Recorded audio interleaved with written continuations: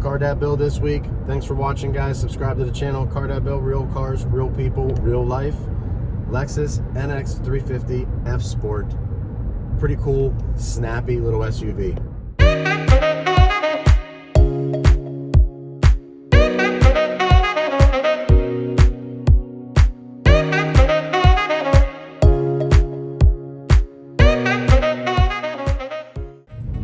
Alright guys, first impressions of the NX 350. It's all new. New dash, new stylish outside, exterior. It still drives stiff like Lexus does. It still has the sharp design, the sharp steering, the sharp handling that Lexus has. But this new interior layout that I'll show you later is awesome. It works really well. And I especially love their sport button, and you go from normal to sport. It's just a little knob you turn, take you to sport mode. Great interiors. Let's get to the review.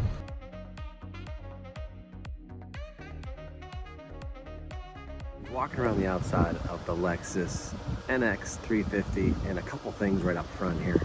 Look at this spindle grille, enormous grille. Then down here we have fog lights, and we have turning lights, which are these ones in here. So fogs, turnings are normal LEDs.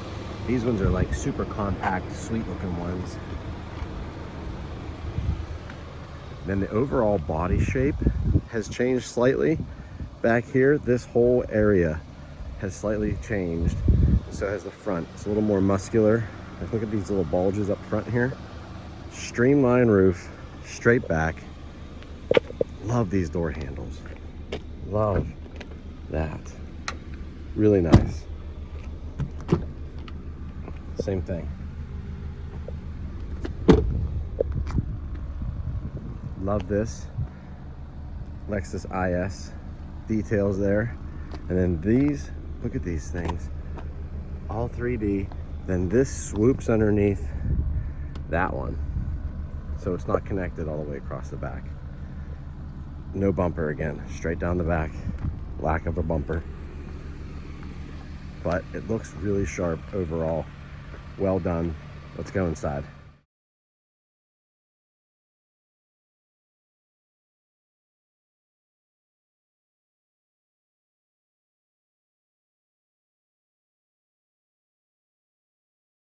All right guys, inside the Lexus now, and look at this interior. How sharp is this interior? Piano black finishes, leather finishes, this enormous screen, awesome steering wheel with the paddle shifters, digital display up here. Then again, it swoops some more design elements, swoops down the sides to the gear selector. Just really sharp overall. Same thing over here. Seats have the embossed F Sport, and then these door handles are something to behold. A simple solution to a common thing, but I love how it works. So the engine start stops up top.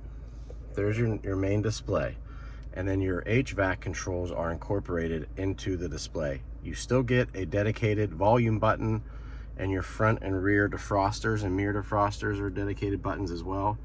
But that's it. Everything else is touch, and you can swipe, and everything's touch. Everything's very fast. Everything's very quick. And then this is super cool. My kids like that. It's like in the screen, kind of. You know what I'm saying? Looks good. Vents down below. Charging station down here for your phone, which is really slow. And then if you move all this stuff out of the way, you can open this up, and it's another charging area. So like the wireless charging area is floating. Then you have your cup holders, and then the selector. So the selector works like this. Down and over for drive, straight down for neutral, over and up for reverse. Straight over and down for drive, and then straight down from drive gives you manual mode.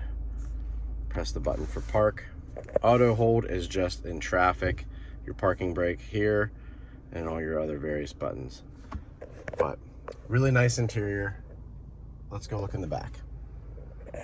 Door, back seat, same thing. Nice design. Red leather, black seat belts, static seat belts. Look at these ones. These are good. And they have little things holding them in place. And then your middle one's obviously a little bit floppier, but it is what it is. Car seat fits in here just fine.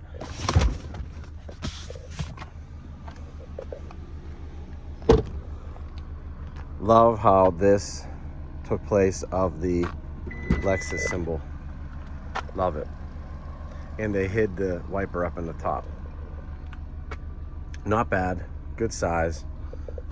I can barely get 3 hockey bags in here. I can get 2, I can get the boys in there and then mine on top, but it's very tight. But other than that, it's a large area.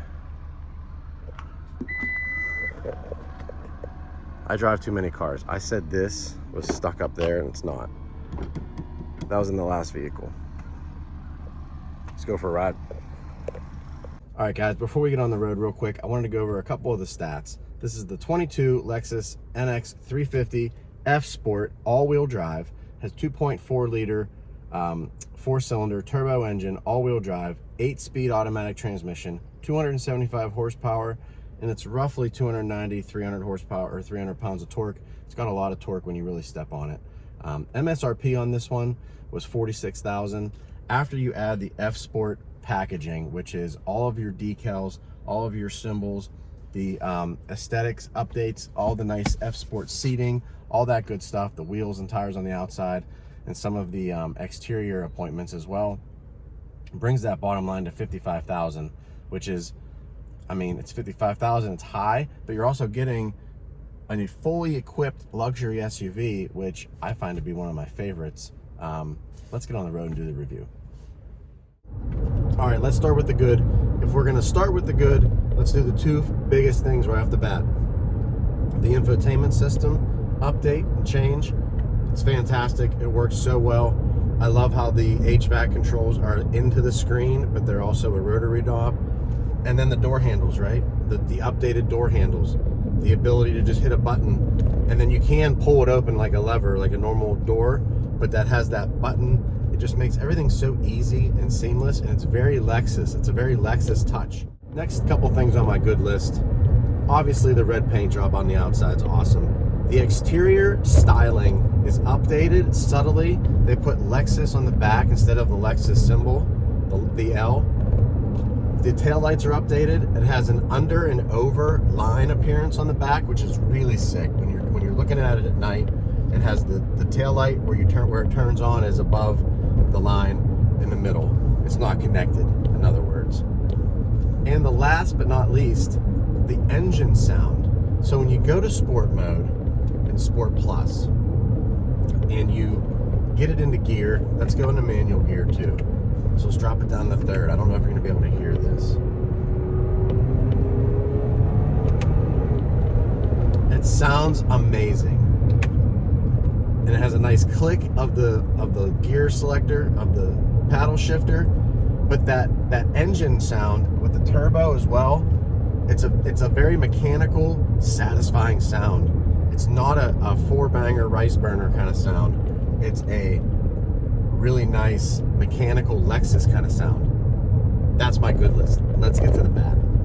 Guys, the bad list is really not terrible as usual, because when you sit in these cars, you have to think about who's driving the car. So obviously someone with not a lot of kids, obviously someone with a smaller family, someone who doesn't want a big vehicle, blah, blah, blah, blah, blah. Anyway, bad list. 20 miles per the gallon, 2.4 liter turbo, should get better than that. My Audi 3-liter V6 supercharged could get 24 on a usual regular basis, and then I get in the 30s on the highway sometimes. Anyway, 2.4 liter, 20 miles per gallon, number 2 on my list.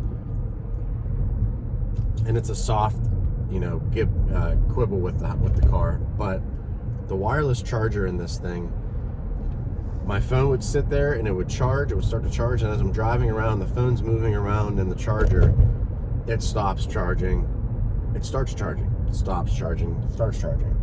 And I've used a bunch of different ones in different cars, obviously. Most of them hold the phone still, so this one doesn't, and maybe that's the problem. But when it does charge and it does stay on there, it charges it charges, you know, a lot of percentage pretty quickly. Last thing on this list, and it's more of a personal note, this is small enough. I don't want anything smaller than this. Anything smaller than this becomes useless to me personally, or less useful, let's say that, because you're not able to carry all the hockey equipment I need to carry. You're not able to carry any other kind of like large groceries or large luggage items because it just doesn't have that much room. This has a useful trunk still, nice back seat. The kids didn't complain about it being smushed, although it does look a little bit small, you know, me looking at it, but overall, not terrible.